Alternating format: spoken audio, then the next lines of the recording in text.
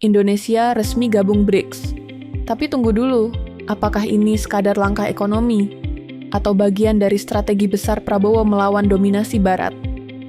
Untuk pertama kalinya dalam sejarah, Indonesia masuk dalam aliansi ekonomi politik non-Barat terbesar, BRICS.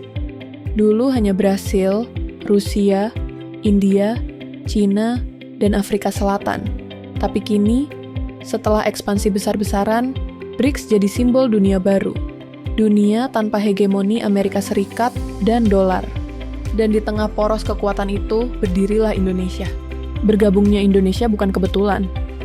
Ini adalah sinyal bahwa kekuatan global sedang bergeser. Indonesia menawarkan 3 hal yang diidamkan BRICS. 1. Stabilitas politik di kawasan ASEAN. 2.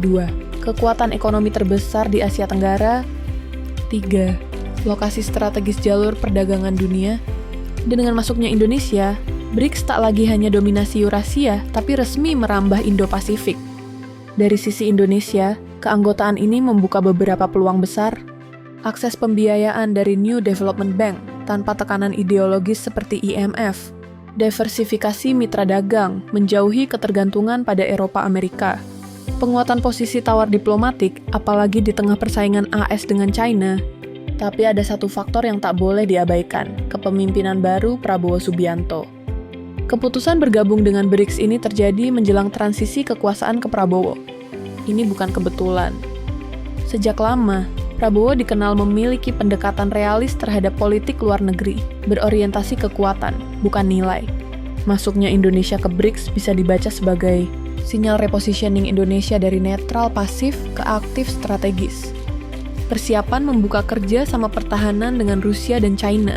Dan yang paling penting, meminimalkan tekanan HAM dan ideologis dari Barat terhadap pemerintahan barunya. Dan dengan kata lain, ini bukan hanya ekonomi, ini kalkulasi kekuasaan.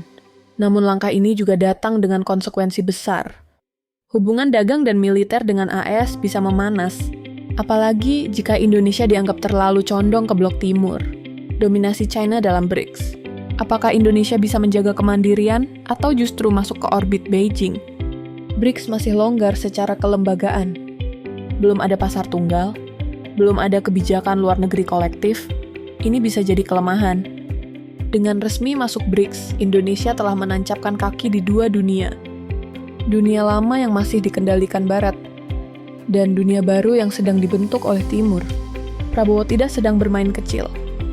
Pertanyaannya sekarang, akankah ini jadi awal kebangkitan Indonesia sebagai kekuatan global mandiri? Atau hanya menjadi pion dalam permainan kekuatan besar? Kami akan terus mengikuti dinamika ini. Karena dunia tidak pernah benar-benar tenang. Ini adalah Agni Varta,